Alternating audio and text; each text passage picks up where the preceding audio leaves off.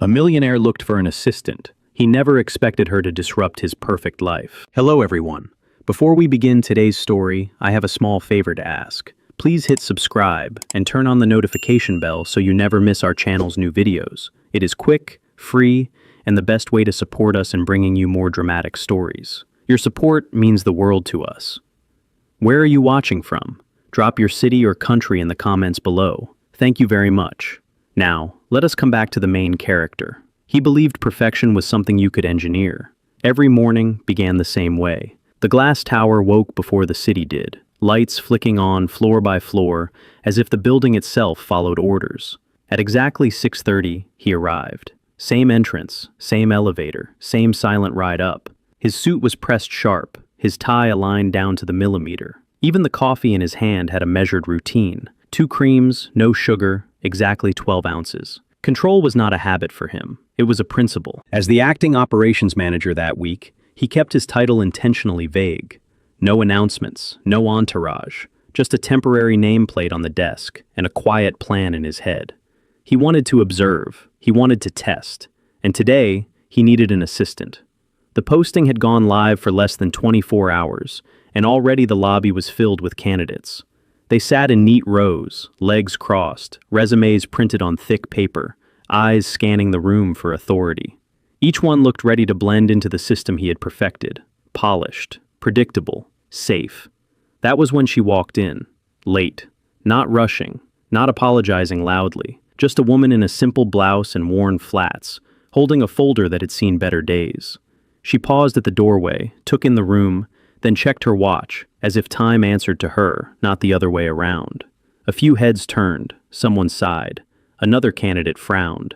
He noticed everything. She signed in with calm handwriting and chose the last chair, not caring that it was closest to the door. When the assistant coordinator called names, she stood without flinching. No nerves on display, no practiced smile, just steady steps and a level gaze. Inside the interview room, he sat behind a modest desk, sleeves rolled up, jacket draped over the chair, on purpose. He did not look like a millionaire. He looked like a man filling in for someone more important. She took the seat across from him and set her folder down carefully. "Before we start," she said, "I want to be honest. I am not the perfect candidate on paper." The room felt different after that. Most people tried to impress him. She did not. She spoke about missed chances and long nights, about needing work that mattered, not just a paycheck. When he asked about weaknesses, she did not disguise them as strengths. When he questioned her availability, she did not beg. She explained. He caught himself watching her hands as she spoke. They were steady, tired maybe, but steady. This was not what he expected. He had designed his life to run without disruption, schedules locked, emotions minimized, people replaceable.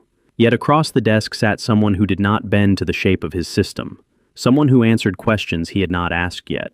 Outside the glass walls, the building hummed in perfect order. Inside, something was already shifting, and he had no idea that hiring her would be the first crack in the life he thought was flawless. The offer came faster than she expected. By the end of the afternoon, most of the candidates had already filtered out of the building, heels clicking away in quiet disappointment. She was still there, seated alone near the window, rereading the same paragraph on her resume without actually seeing the words. She told herself not to hope. Hope had a way of costing her more than she could afford. When the door opened and he stepped out, she looked up instinctively. "You can come in," he said. No title, no explanation, just a calm voice that carried authority without effort. Inside the room, the air felt heavier than before. He did not sit right away. Instead, he stood by the desk, reviewing a single page. Her page. "I want to be clear," he said at last. "This position is demanding. Long hours, no room for excuses." She nodded once. "I understand. You will be responsible for my schedule, my correspondence, and anything that disrupts workflow." She almost smiled at that word. Disrupt. "I can handle it," she said. He watched her closely, searching for hesitation. He did not find any. "Then you start tomorrow," he said. For a moment she did not move. Then reality caught up, and she stood quickly, gripping the back of the chair as if to steady herself. "Thank you," she said. Her voice stayed even, but her eyes did not hide the relief. He only nodded. That night, she walked home instead of taking the bus. 3 miles, 45 minutes. She needed the time to think. The city felt different when something finally went right. Storefront lights blurred softly. Her phone buzzed with a message she did not answer yet. Rent, bills. Tomorrow could wait. The next morning, she arrived early. Too early. The building was quiet, security still sipping coffee, the lobby echoing with her footsteps. She set her bag down neatly at the temporary desk assigned to her and began organizing without being asked. Papers left from yesterday, a calendar that needed updating, a meeting double booked by mistake. By the time he arrived, the coffee machine was already running. He stopped just inside the doorway. "You did not have to do that," he said. "I know," she replied, "but it needed to be done." Something in his expression shifted. Not approval, not irritation, something else. The day unfolded like a test she did not know she was taking. Calls came in non-stop. Executives spoke to her sharply, assuming she was temporary, replaceable. She absorbed it all without complaint. When a delivery arrived late, she rerouted the schedule. When a junior analyst panicked, she listened. When a problem could not be solved by procedure, she chose people over policy. At noon, he noticed she had not eaten. "You can take a break," he said. "In 10 minutes, she answered. "After this call." She meant it. By late afternoon, the structure he had built so carefully felt altered. Not broken, adjusted. Smoother in some places, slower in others. Human. She stood by his desk with a notepad, explaining a change she had made to the following week's agenda. "I moved the meeting with procurement," she said. "They needed more time. Pushing them now would have cost us later." "You made that decision on your own," he said. "Yes." She waited for the reprimand. Instead, he asked, "Why?" "Because pressure does not create honesty," she replied. "It just creates fear."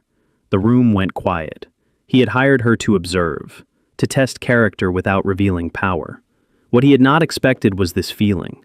Not chaos in the loud sense, but disruption of something deeper, certainty. As she turned to leave, unaware of the world she had just unsettled, he realized something unsettling himself. This job was not going to be simple, and neither was she. By the third day, the test became intentional. He stopped correcting small inefficiencies on purpose, left decisions unanswered, watched what she would do when guidance disappeared. If she asked permission, she failed. If she froze, she failed.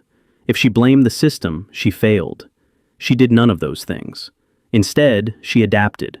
When a senior executive dismissed her authority during a conference call, she did not escalate it to him. She followed up privately, calm and direct, reframing the request as a shared problem instead of an order.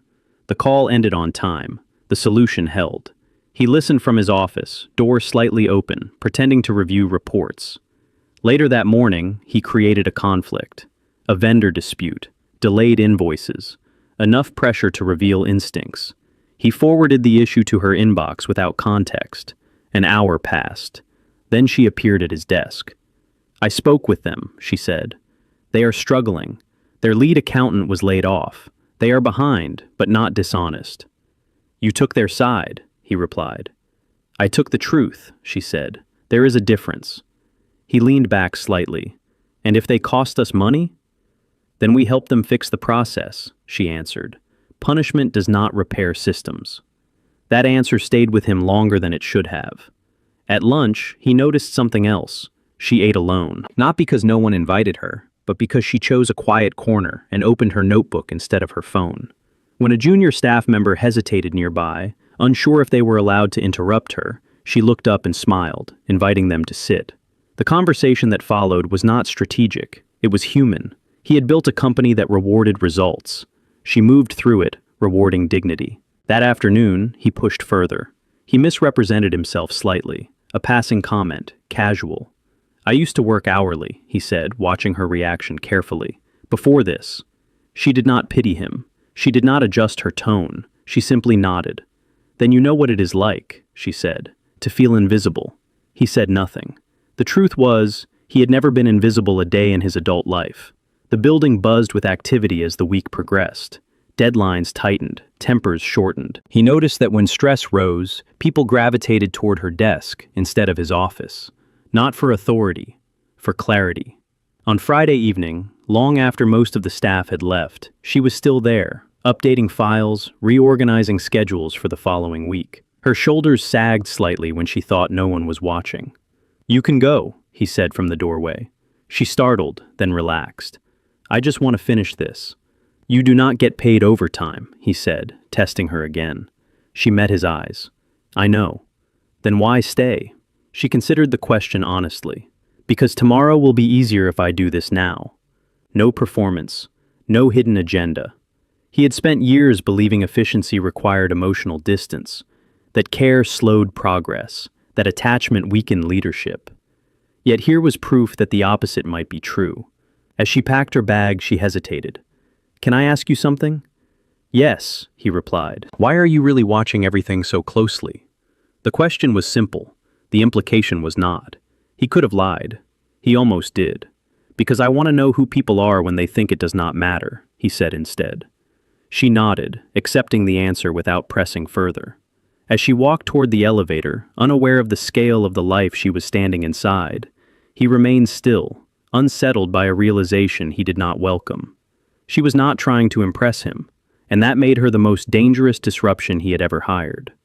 By the following week, the disruption was no longer subtle. It moved through the office quietly, not like chaos, but like a current. Small changes at first. A meeting shortened, a conversation softened, a problem solved without escalation. People noticed, even if they could not name what had changed. He noticed everything. On Monday morning, a department head stormed into his office, irritation barely contained. "Your assistant changed my meeting order," the man said, without clearing it with me. He did not look up from the document he was reading. Was the change wrong? "No," the man admitted, "but that is not the point." "It is exactly the point," he replied calmly. "Thank you." The man left, confused. Later that day, she stood at the whiteboard in the shared workspace, explaining a revised workflow to 3 junior employees. She did not speak down to them. She asked questions. She listened. When one of them admitted a mistake, she did not correct them publicly. She thanked them for catching it early. He watched from a distance, unseen. This was not how he had built things. His system ran on precision and pressure.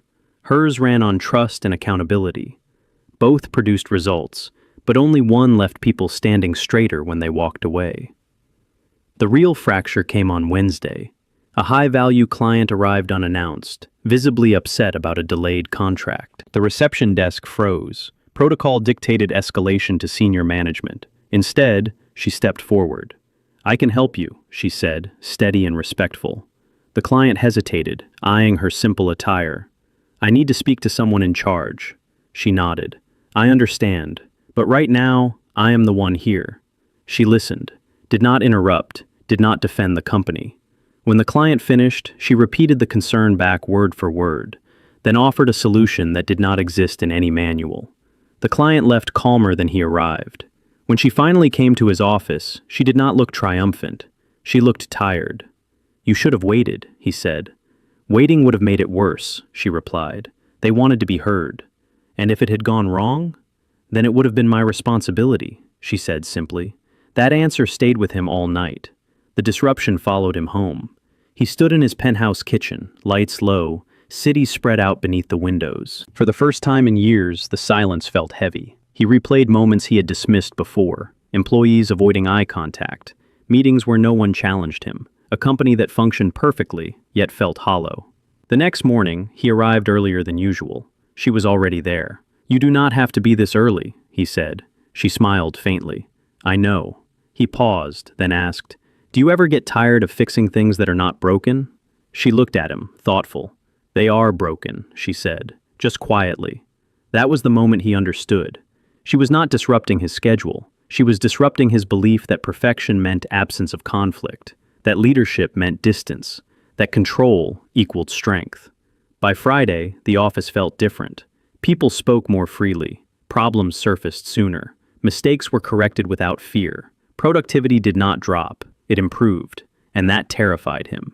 Because systems could be rebuilt. But once people began to see a different way to work, a different way to lead, there was no easy way to put things back exactly as they were. As she shut down her computer at the end of the day, unaware of the storm she had set in motion, he stood alone in his office, staring at the city below. He had hired her to assist him, Instead, she was dismantling the life he had spent years perfecting. And for the first time, he was not sure he wanted her to stop. The shift happened quietly. It did not announce itself with arguments or raised voices. It arrived late one evening, when the office had thinned out and the city lights reflected softly against the glass walls. She was still at her desk, reviewing notes, when she noticed him standing nearby, not watching her work, but simply standing there. "You are still here," she said. "So are you," he replied. She closed the folder and leaned back slightly. "I like finishing things before they follow me home." He nodded. "I used to believe the same thing." They stood in silence for a moment, the kind that did not feel rushed. For the first time, neither of them seemed to be measuring the other. "Do you ever stop?" she asked gently. "Even when you are not here?" The question was not intrusive, just curious. He considered it carefully. "No," he said. "I do not think I do." She studied his face, not with concern, but recognition. "That sounds exhausting." He almost disagreed.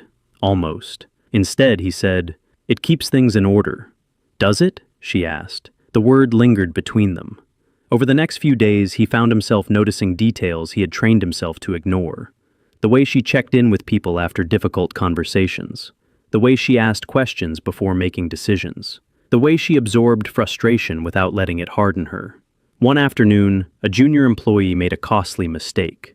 In the past, the response would have been swift and final. He waited, curious, as she handled it. She called the employee into a small conference room, not his office.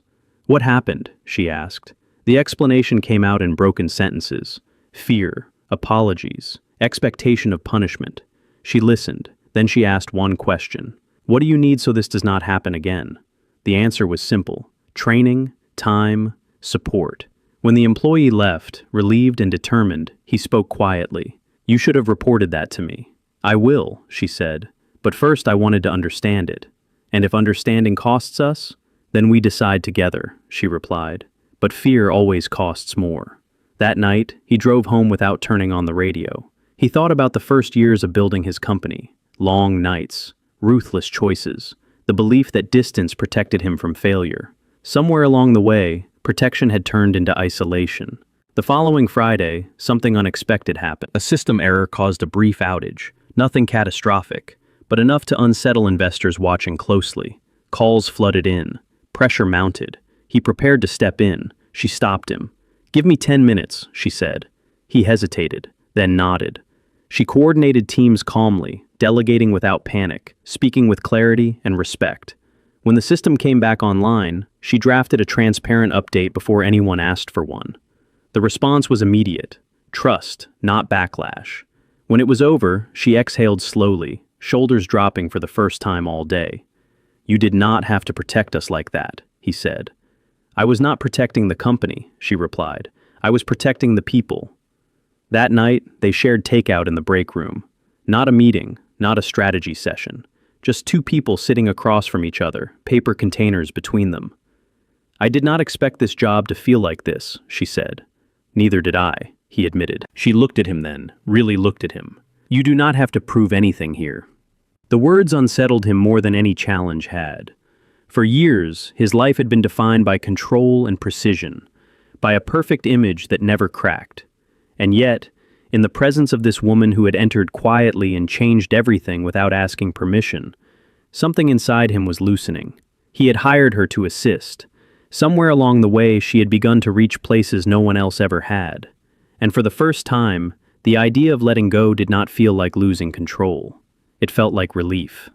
The reveal did not come with warning. It arrived on a Monday morning, announced by polished shoes and lowered voices. She sensed it before she understood it. The tension in the air. The way conversations stopped when she passed. The way the receptionist straightened suddenly, eyes fixed on the elevator. A board meeting. Unscheduled. Urgent. She adjusted her notes and headed toward the conference floor, assuming she would be coordinating from the outside, as usual. But when the doors opened, she was stopped gently by security. "Staff only," one of them said, apologetic but firm. She hesitated. "I am the assistant to the acting operations manager." The man glanced at his tablet, then nodded. "You can enter." Inside, the room felt different, larger, colder. 12 people seated around the table, all eyes sharp, all posture controlled. Power concentrated, not spoken. And at the head of the table, he was already standing, not in rolled sleeves, not with his jacket over the chair, in a tailored suit, dark, impeccable. The room rose as one. "Good morning," he said. His voice was calm, familiar, yet suddenly distant. "Let us begin."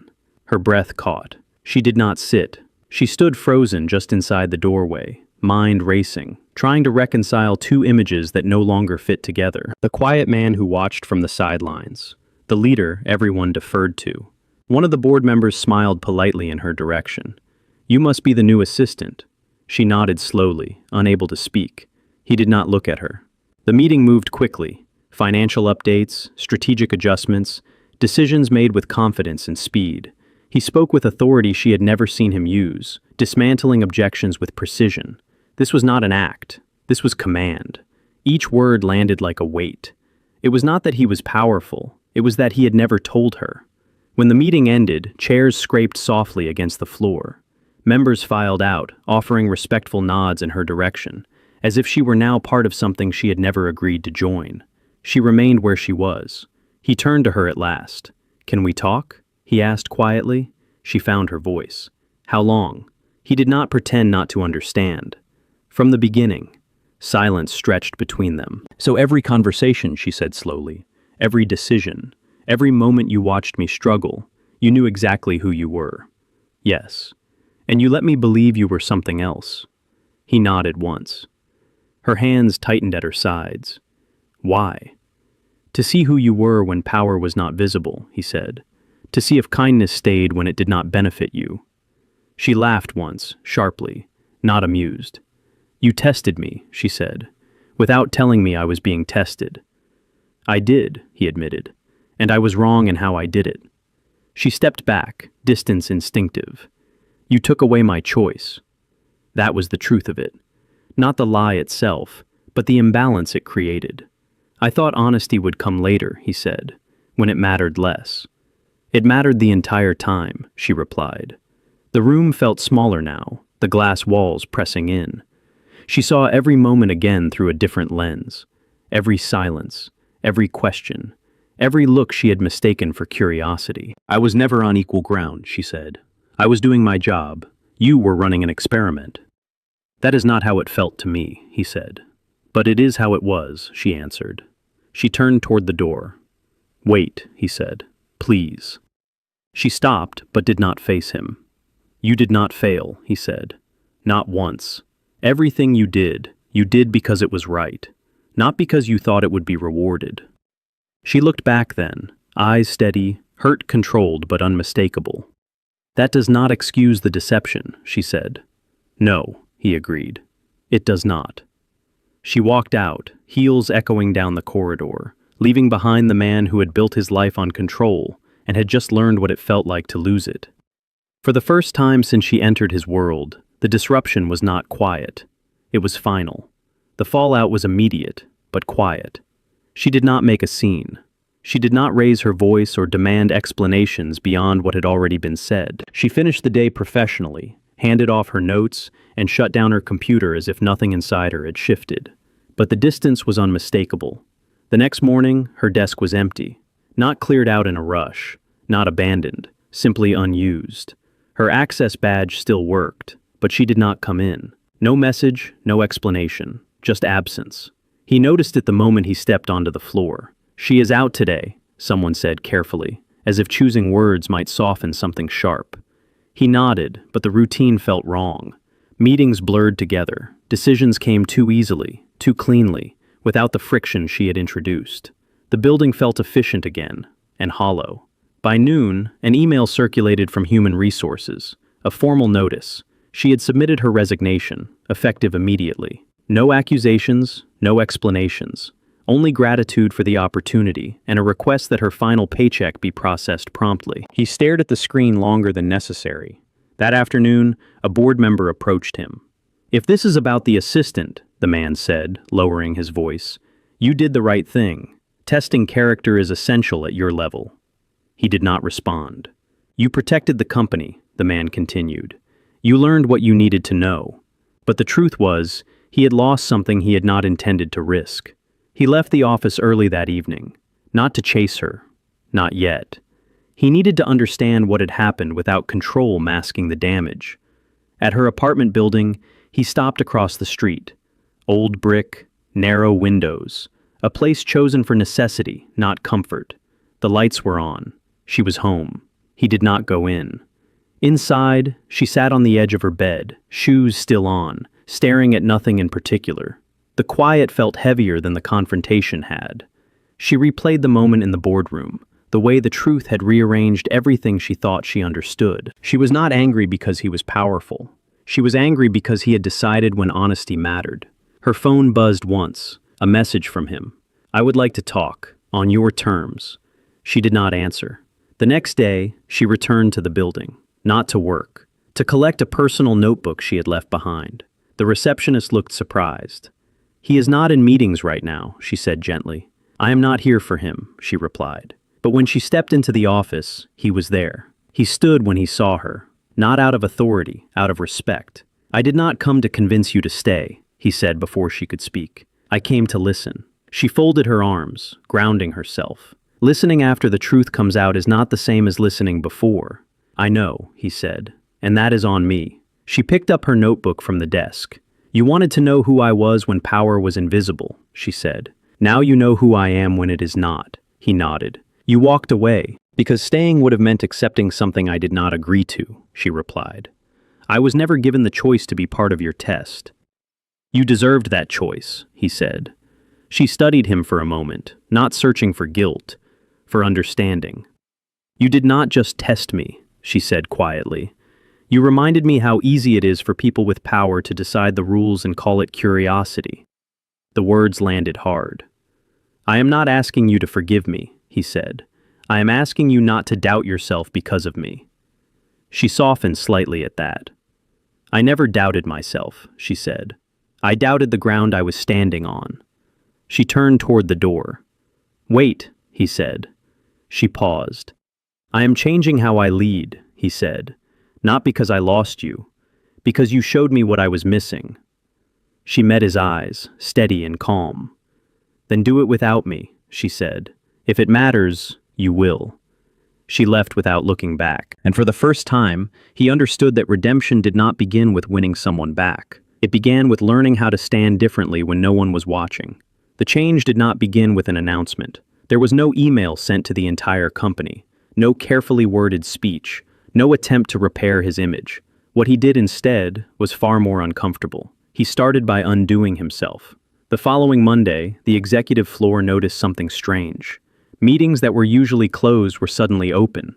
Chairs once reserved were left empty. He asked questions he had never asked before, and when answers were slow or imperfect, he did not interrupt.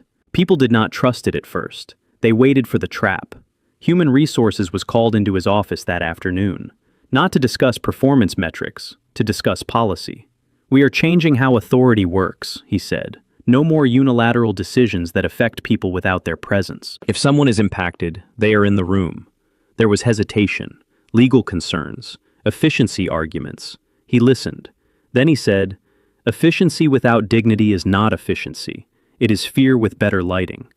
That phrase traveled fast.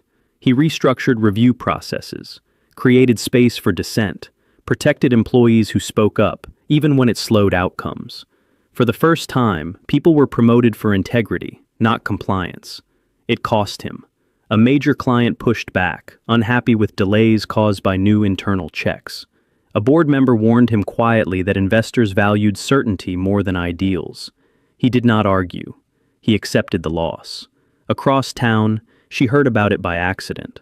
A former coworker messaged her late one night. No commentary, just a screenshot of a memo. Policy changes, transparency clauses. Her name was not mentioned anywhere. She stared at it longer than she meant to. She did not respond. Weeks passed. He never reached out again, not once. No apologies, no invitations, no requests for forgiveness. He let the distance remain intact, even as it pressed against him daily. Instead, he redirected something else. He funded a new internal program, but refused to name it after himself.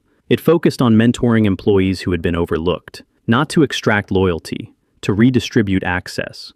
When asked why he was doing this, he said only, because leadership that does not change behavior is performance. The press noticed eventually. So did the board. One afternoon, during a quarterly review, a senior member asked, "Are you trying to make a statement?" He answered honestly, "I am trying to fix something I broke." That night, she stood outside a small nonprofit office, resume in hand, preparing for an interview that paid less than she deserved, but aligned with who she was.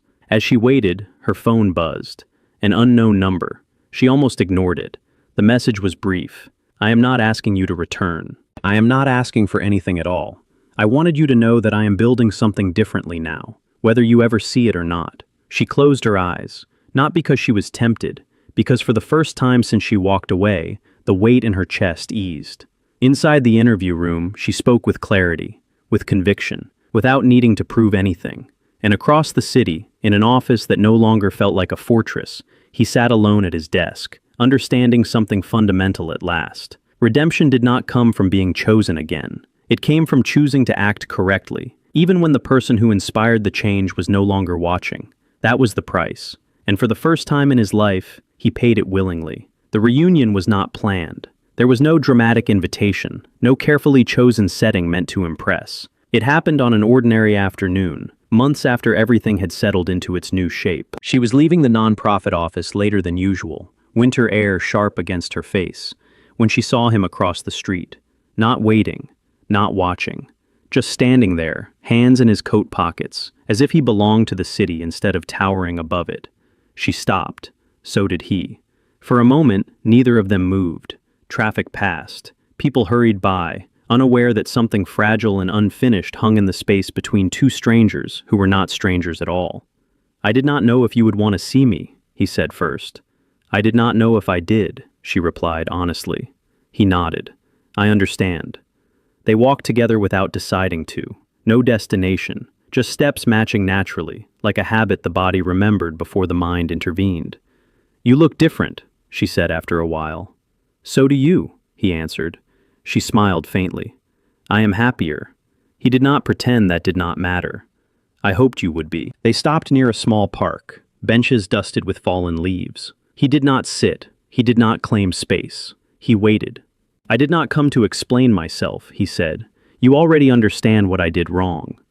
She studied him, searching for traces of the man who once watched from behind glass walls. "I saw the changes," she said, "not because you told me, because they reached people who needed them." "That was the point," he replied. "And not because you wanted me back?" He met her gaze. "Especially because I might never have you back." The words settled gently, without pressure. "I learned something after you left," he continued. "Power reveals itself most clearly in what it refuses to give up. I had to give up control to learn how to lead. And I had to give up you to understand what honesty actually costs." She breathed out slowly. "I did not leave because I did not care," she said. "I left because caring without consent is not connection. It is imbalance." "I know," he said. They sat then, side by side, not touching. "I'm not asking you to return to what we were," he added, "because what we were was built on something broken." She turned to him. "Then what are you asking?" "Nothing," he said. "Only this. If we speak again, it is because you choose to, not because I deserve it." Silence followed. Not awkward, thoughtful. She looked at the skyline, then back at him. "If this starts again," she said, "it does not start with your world." He nodded immediately. "It starts with yours." "And no tests," she added. "Never again," he said. She smiled, this time without restraint. They stood to leave, walking in opposite directions at first. Then she stopped. "One more thing," she said. He turned. "You once said you wanted to know who people were when power was invisible," she said. "This is who I am." "I know," he replied. "That is why I am here." They did not promise anything. No declarations. No guarantees. But as they walked away together, slowly, evenly, something felt different than before. Not perfect. Honest. And in a life once defined by control and certainty, that honesty became the most valuable thing he had ever chosen. She did not disrupt his perfect life. She showed him how to build a real one.